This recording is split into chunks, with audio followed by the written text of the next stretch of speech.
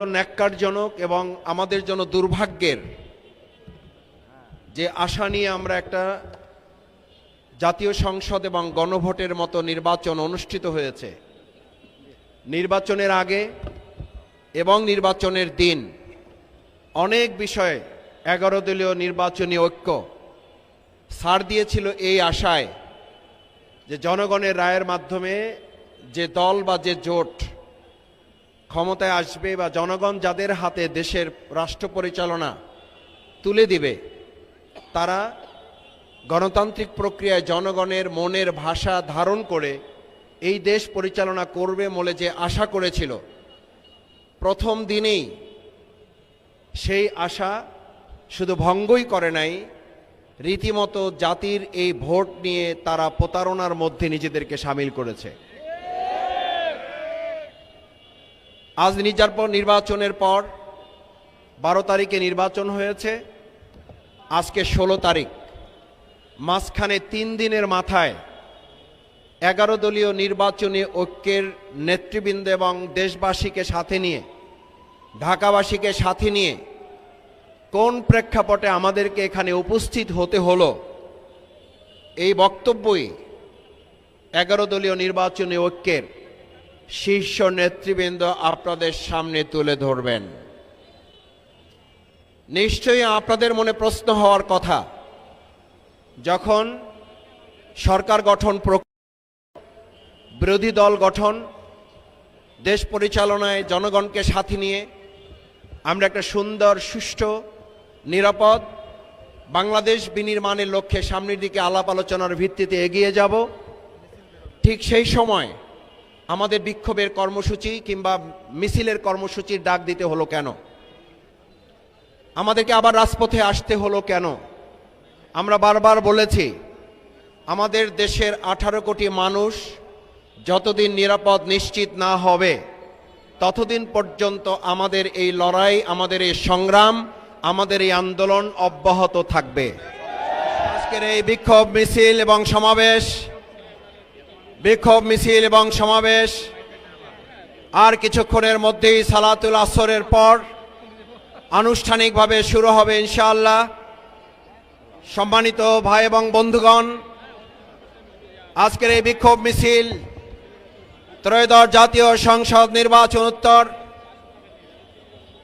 বাংলাদেশের বিভিন্ন প্রান্তরে সাধারণ মানুষের উপরে নির্যাতন, নিপীড়ন, হামলা, মামলা, বাসা বাড়ি ভাঙচুর, অগ্নিসংযোগ, লুটপাট এবং ধর্ষণের বিরুদ্ধে আজকের এই জনগণকে সচেতন করে ঐক্যবদ্ধভাবে একটি মানবিক বাংলাদেশ বিনির্মাণের যে প্রত্যাশা নিয়ে ত্রয়োদশ জাতীয় সংসদ নির্বাচন অনুষ্ঠিত হয়েছে, সেই প্রত্যাশা পূরণে দেশবাসী অতীতের মতো আবার প্রয়োজনে সংসদের পাশাপাশি রাজপথে 11 দল ঐতিহাসিক ভূমিকা পালন করবে। আজকের এই প্রোগ্রামে বাংলাদেশ জামাত ইসলামীর সংগ্রামী আমিরে জামাত ডাক্তার শফিকুর রহমান এবং 11 দলীয় নির্বাচনী ঐক্যের শীর্ষ নেতৃবৃন্দ উপস্থিত থেকে দেশবাসীর উদ্দেশ্যে গুরুত্বপূর্ণ বক্তব্য রাখবেন। সম্মানিত ঢাকাবাসী, ইতিমধ্যে আমাদের মাঝে এসে উপস্থিত হয়েছেন বাংলাদেশ জামাত ইসলামীর সম্মানিত কেন্দ্রীয় নির্বাহী পরিষদের অন্যতম সদস্য, নবনির্বাচিত সংসদ সদস্য জননেতা জনাব সাইফুল আলম খান মিলন। উপস্থিত হয়েছেন বাংলাদেশ জামাত ইসলামী কেন্দ্রীয় নির্বাহী পরিষদের অন্যতম সদস্য, ঢাকা মহানগরী দক্ষিণ বাংলাদেশ জামাত ইসলামীর সংগ্রামী আমির, গণ আন্দোলনের অন্যতম নেতা, চাঁপাইনবাবগঞ্জ সদর আসন থেকে বিপুল ভোটে নির্বাচিত সংসদ সদস্য জননেতা জনাব নুরুল ইসলাম বুলবুল। আমাদের মাঝে উপস্থিত হয়েছেন লেবার পার্টির সংগ্রামী চেয়ারম্যান, বিগত আন্দোলন সংগ্রামের অন্যতম যোদ্ধা জননেতা জনাব ডাক্তার মোস্তাফিজুর রহমান ইরান। আমাদের মাঝে এসে উপস্থিত হয়েছেন বিশিষ্ট বীর মুক্তিযোদ্ধা মেজর অবসরপ্রাপ্ত আখতারুজ্জামান, বাংলাদেশ খেলাফত মজলিসের সম্মানিত নেতৃবৃন্দ, এনসিপির সম্মানিত নেতৃবৃন্দ, 11 দলের অন্যান্য সংগ্রামী নেতৃবৃন্দ আমাদের মাঝে এসে ইতিমধ্যে উপস্থিত হয়েছেন। সম্মানিত ঢাকাবাসী, আমরা পরিষ্কার ভাষায় বলতে চাই, 2026-এর 12ই ফেব্রুয়ারি শুধু জাতীয় নির্বাচন অনুষ্ঠান হয় নাই, একটা গণভোট নির্বাচন হয়েছে। গণভোটের রায়ের মাধ্যমে জুলাই সনদের ভিত্তিতে আমাদের বাংলাদেশ পরিচালিত হবে ইনশাআল্লাহ। নারে তাকবীর, নারে তাকবীর। 11 দলীয় ঐক্য জিন্দাবাদ, জিন্দাবাদ।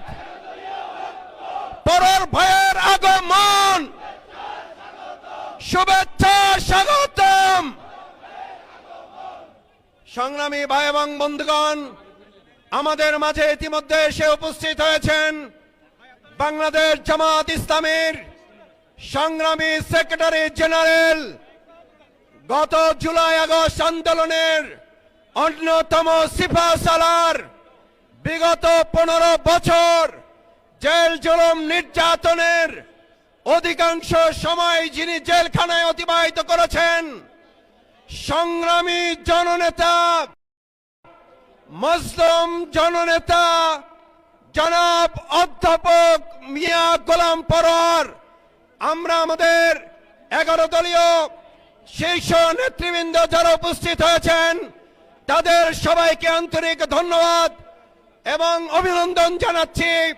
আপনারা যারা ইতিমধ্যে উপস্থিত হয়েছেন, আমরা আর কিছুক্ষণের মধ্যেই সালাতুল আসরের নামাজ শুরু হবে।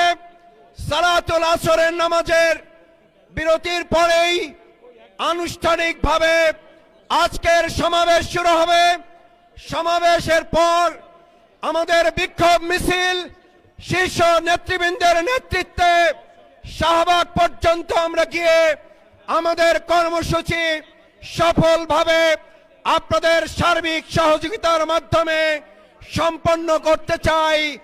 আমরা বলতে চাই, আমাদের এই মাতৃভূমি বাংলাদেশে বিগত দিনে জুলুম করে যেমন কেউ টিকতে পারে নাই, ভবিষ্যতে জুলুম করে এই বাংলাদেশের নব্বর কোন জালিম টিকতে পারবে না। তাই আসুন, আজকের এই নির্বাচন পরবর্তী 3 দিনের মাথায় আমাদের কেন বিক্ষোভে নামতে হলো, কেন আমাদের সমাবেশে মিলিত হতে হলো, তার জবাব আমরা আমাদের জনগণকে সাথে নিয়ে সংসদে এবং রাজপথে তুলে ধরব ইনশাআল্লাহ। এখন সালাতুল আসরের বিরতি, সবাই নামাজের জন্য সারিবদ্ধভাবে দাঁড়িয়ে যাবেন। নামাজের পরেই আমরা আমাদের নেতৃবৃন্দের নির্দেশনার আলোকে আমাদের কর্মসূচি আনুষ্ঠানিকভাবে শুরু হবে ইনশাআল্লাহ।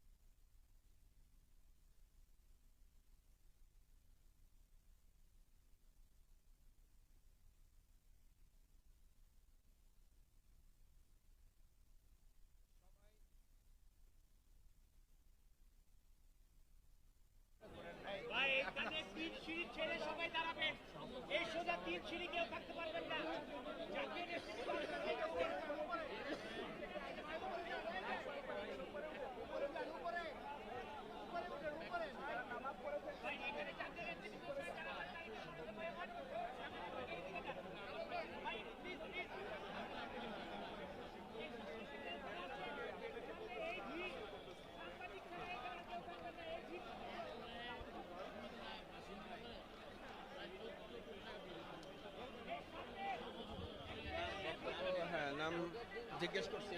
একটা আমরা এসে তো দেখি একটা জামাত চলে শরীফের কত জামাত হয়েছে ভিতরে নামাজের মধ্যে দিয়ে আজান আরম্ভ হয়েছে। এখন ফর্মাল জামাত 4:45 তো, এটা তো বিরতি দিতে হবে। এটা চালানো যাবে না। না না না খারাপ দেখা যায়। নামাজ পড়ছে না, পড়বো। পড়ে আসছে শুরু হয়ে গেছে কিনা? হ্যাঁ শুরু হয়ে যাবে আমরা পড়ে আসছি আমরা পড়ে আসছি মাইক শোনা যায় না? মাইক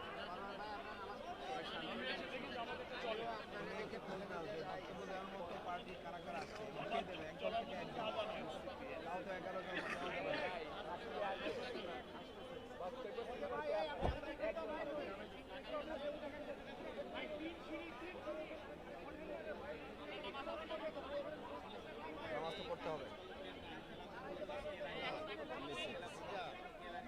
আচ্ছা আমির জামাত বলছেন ওই যে হিন্দু মেয়ে ধর্ষণ না হাতিয়ানা কোথায় এটা বলার দরকার নাই বলে এটা কনফিউজ এই খবরটা নিয়ে। আচ্ছা, বুঝছি।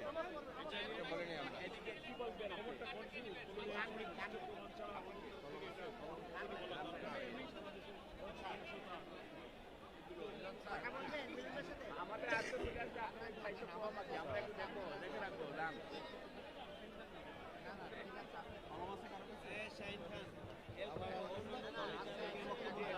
শুরু করতে হবে। এক দলের একটা নাম নেন তা না হলে মিছিল শুরু করা কঠিন হয়ে যাবে।